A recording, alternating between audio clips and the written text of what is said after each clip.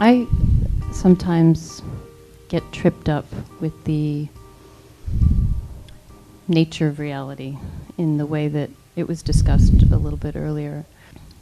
Like when you're doing your pottery, or when you're referring to Cézanne's mountains, or, that there is a reality to stuff, right, that you're working with, that artists have created, that we can go see at a museum.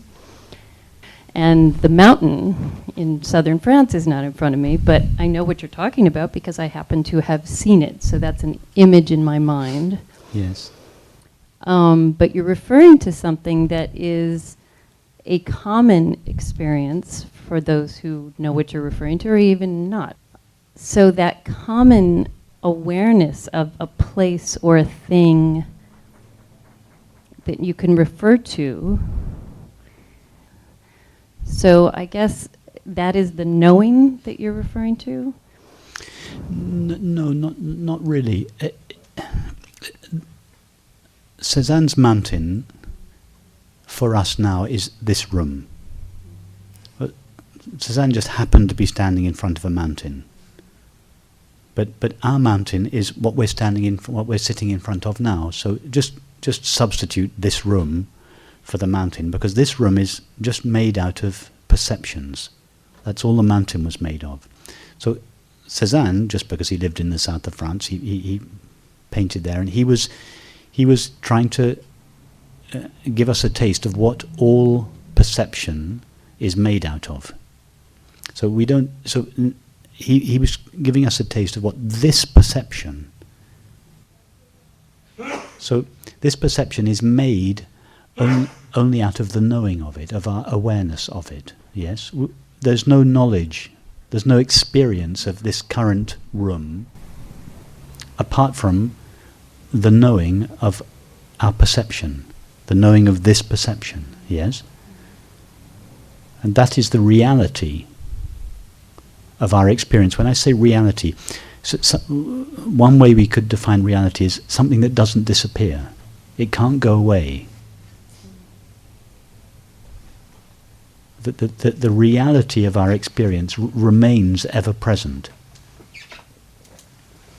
We close our eyes, the room disappears, but the knowing with which it was known and out of which it was made remains. It just takes the shape of the next experience. So the reality of experience doesn't disappear. That which is never ceases to be. That which is not, the external world, never comes into existence as an independent object. So what I'm referring to is just,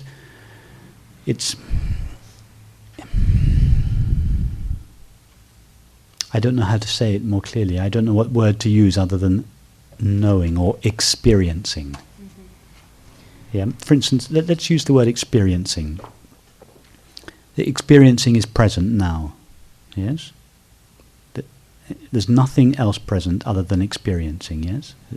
Everything, wherever you go, in your imagination or in your room or in your body or in your mind, or all we find is experiencing, yes? Now close your eyes. The room has vanished, yes? But experiencing remains. In other words, the stuff, which was the substance of the room, hasn't disappeared. Although the room has disappeared. Yes? But the room, our only knowledge of the room, was made out of experiencing. So nothing real about the room has vanished. Yes? The experiencing out of which it was made remains. No part of experiencing has vanished. Yes? So in other words, that which was really present in our experience of the room, which we're just calling experiencing now, it remains ever present. That which truly is, that which is real in all experience, which we're now calling experiencing, remains. It's like that you're watching a movie And a car, this is your screen, and the car drives into the movie from the left, and it drives down the street, and it disappears again. Now, when the car appears on the screen, nothing new really comes into existence, yes, because all the car is the screen, yes, and the screen was already there. The car it's not, nothing new comes into existence. It's just a modulation of the same screen. And likewise, when the car disappears, it drives across the screen and disappears. Nothing real is lost, because what it was made of, the screen, remains. So this knowing, this experiencing, out of which all experience is made, it doesn't come and go. It's only when we forget about the background of awareness, not just the background, the substance of awareness, and we think that objects have their own independent reality, then we can talk about objects appearing and disappearing, being born and dying. But in order to believe in the independent reality of selves and objects, we have to first forget the presence of awareness. In fact, that's what the world, as it is normally conceived, is. It's the forgetting of our true nature. Have I lost you? No, I guess I'm just wondering, because I guess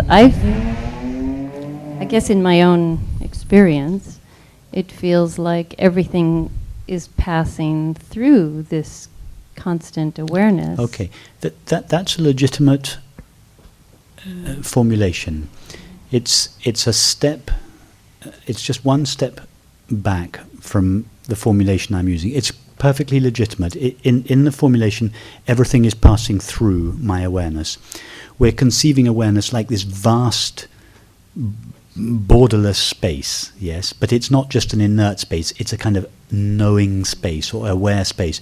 And thoughts appear in it, and then they disappear. And sensations appear in it, then they disappear. The sound of the motorbike appears in it, then it disappears. That's true, but it's only partially true. Because in this model, we've got two things. One, the empty space of awareness. Two, the objects that are appearing and disappearing. It's fine. It's a halfway stage. Now, if we go, and I'm pushing a little bit further, I'm going further than this. If we then say, okay, let's take the sound of the motorbike. We have to remember it because it's not present, but it was a good example. The model of empty space, and the sound appears in it, and then it vanishes again. Yes? But now, let's, in our experience, explore the relationship between this empty space of awareness, which is myself, and the sound that appears in it. Yeah? The sound, when it appears, it's just made of the knowing of it. Yes? That's all we know of the sound, is the knowing of it. And that knowing is made out of the empty knowing space of awareness. Yes? In other words, it's not a new substance that comes in from the outside and lands plop in awareness. Like relatively speaking, a body comes into the space of this room. It's not like that. We have no experience of something coming from outside awareness into awareness and then disappearing out of it again. That's a model. It's fine. It serves up to a point. But now, if we go closer, we realize, no, the sound doesn't... What the sound is made of in our experience is the knowing of it, the experiencing of it. And that experiencing is still present now. The motorbike sound has gone, but the knowing out of which it is made is still present. It's now taking the shape of the sound of my voice or the sight of this room. And when my voice ceases, the knowing, which was the sole substance of my voice, doesn't cease. It's like the car that leaves the screen. Nothing real disappears. That which is never ceases to be. That which is not never comes into existence. That which is, this transparent, knowing presence, never ceases to be. It doesn't come and go. And that which is not, such as an object or a self, never really comes into the space of awareness. It's just awareness, just the screen. It's just like the car. Nothing, when you're watching a movie, nothing new comes into the screen. It's just the same screen all the time, being modulated as a multiplicity and diversity of objects. Our experience is like that. Once we've forgotten the screen, then the objects seem to become real. It's a real car, a real person, a real house, a real sky.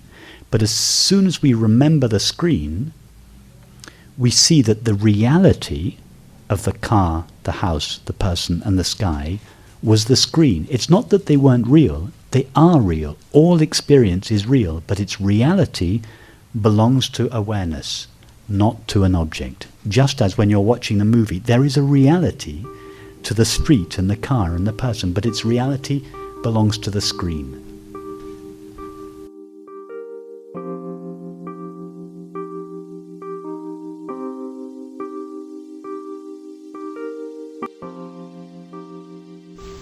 So imagine that you're having a dream now, and in your dream, you're dreaming this current experience. Yeah? Okay. And in your dream, you, Harry, are sitting on your chair with the mic in your hand, just as you are now.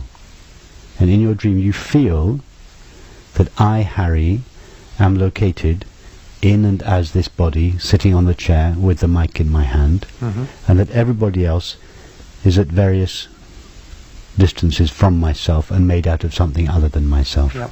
Okay, now wake up, which means you cease being the entity inside Harry's body. You know yourself as awareness. Instead of waking up into the waking state, you wake up into awareness. Okay. Now you look back on your dream, in which you thought that I was located inside Harry's body, sitting there in the corner with a mic in his hand. But you realize actually that all the people in the room, and the furniture, and Holly, and the vases and the curtains, it all was equally made out of you. It wasn't just that Harry, the dream Harry, Yes. was you. It was all equally made out of you. That is awareness's point of view all the time. Yes. Awareness is the dreamer of this waking state dream. Yes. Which is a metaphor, yes? Rather than literally true. No, it's literally true that awareness is the dreamer of this waking state dream. But I'm using the metaphor, I'm using dream language Yes. to associate it with something which I'm trying to relate it to our actual experience, Yes. to show that it's not such a strange idea, because it's actually what happens Yep. every night. We have a dream in which the belief that we are located in and as a body is no less real than it is in the waking state. Yep. And yet when we wake from the dream, we think, how silly, I wasn't that body sitting in the corner. I was the entirety of my dream. This happens every day, Yep. or every time we have a dream. So when we wake up, relatively speaking, we wake up into the waking state mind. So now we're waking up from the waking state mind. Again, it's another waking up, a second waking into not from the dream. So we've been from the dream state into the waking state, and now we're going from the waking state into awareness. Yes. And we're looking back at the waking state, just as the waking state mind looks back at the dream state, and we see that exactly the same thing happens. Awareness is in relation to the waking state in exactly the same way that the waking state is in relation to the dream state. Right. And then it's clear that awareness isn't located anywhere. And it's clear that awareness isn't located anywhere, just as the real Harry Yes. was not located in the corner of the room Yep. as the dream Harry Yep. in your dream. Yep. From the point of view of the waking state Harry, you weren't really located in that body mind. Yes. So we wake up out of the illusion of the dream state, but we fall immediately into the illusion of the waking state. Now we're waking up out of the illusion of the waking state into the reality of awareness. Right. Which I hope is the last awakening.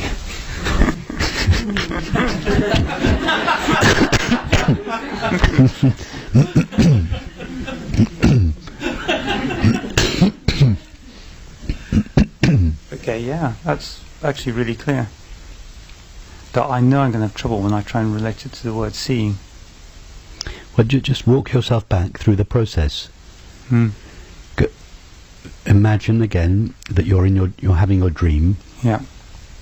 and the dream Harry is sitting in the corner seeing all these objects apparently at a distance from him. And when he wakes up, he realizes, no, nothing. Well, the waking state Harry then realizes, no, nothing was really at a distance from the dream state Harry. From the dream state Harry's point of view, things and people seemed to be at a distance. But now, from the waking state Harry's point of view, I realized nothing was at a distance. Everything was inside myself, made out of myself. There was no real distance. Oh, I've spotted where I'm going wrong. It's like in my mind I have a mental concept of seeing like it's a beam of light, Yes. and it's just not like that. No, it's not going from one place to another. Exactly. Yeah, so even when I was seeing, it's like there was still this, I was like this beam of light, but there was still something at the end of the Yes. end of the beam. Don't think of seeing as having a direction No. from one place here Yes. to another object over there. Think of it as kind of ready-made, already spread out, Yes. all equidistant from yourself. Yes. No direction in it, not going from here the seer Yeah. to there the seen.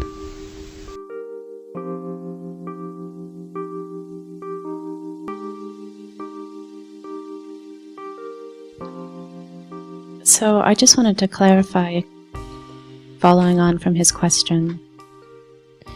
So through experience, you experience, or you validate or confirm or find for yourself that in the looking of an object, there is no object, there is only the looking. And there is no experiencer experiencing an object. There is only the looking, or the experiencing.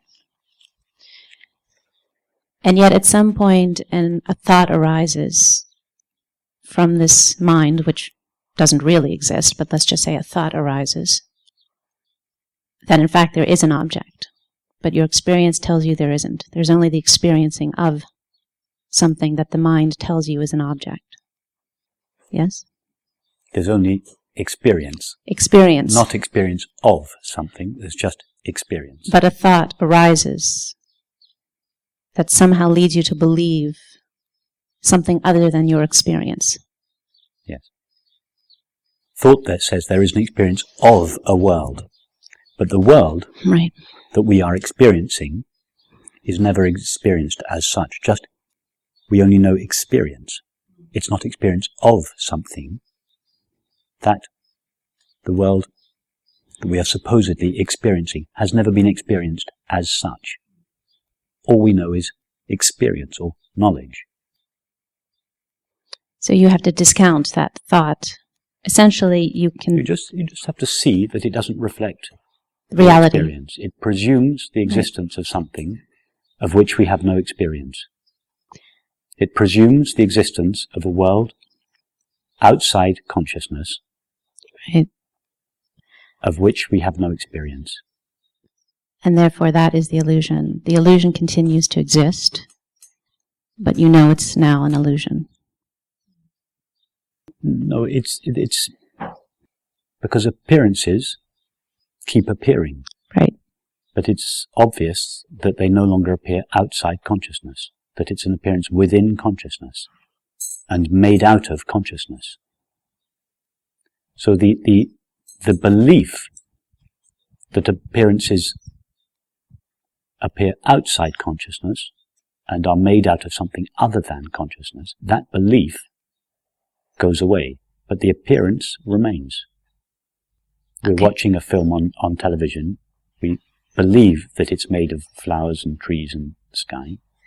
Right. We notice that it's only made out of the screen. As we notice that it's only made of the screen, the flowers, the tree and the landscape don't go away. They remain exactly as they were, but now they're no longer seen to be flowers and trees Right. and sky. They're seen to be screens. Okay. The world is So unreal. this is pretty scary stuff. Consciousness is real. The world, consciousness is Right. the world. So likewise with the body, when you close your eyes, you have these sensations. You know with all your being that you are not located, that these sensations are not located. And yet you open your eyes and a thought appears, and somehow that thought is very convincing and compelling that you are solid mass and you are located in this space, in this place. So you just close your eyes again, go back to the experience that you're not, open again, Right. and see what the thought says next time. At one point does the thought...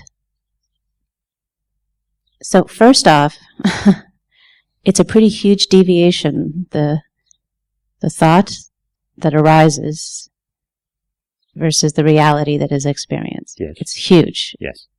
It's... Yeah. Okay. The thought is a fairy story. It's a story. It doesn't bear any relationship, or very little relationship, to the reality of our experience. Okay. It bears as much relationship to the reality of our experience as a map does to the countryside. That's its relationship. That's thought's relationship to experience, within the limits of the metaphor. Does it ever occur? Is there a point in time, and we know that now the notion of time is also a fairy tale, but for the purposes of this conversation, is there a point in time where the thought does not arise, or a thought that is so different from the reality does not arise any longer? Yes, our thoughts slowly become realigned with our experience. There are less and less thoughts based on imagination, and more thoughts that are based on experience. So the appearances continue. So the solid, what appears to be a solid mass of body will continue, but the thought that gives it any... Yeah. The thoughts that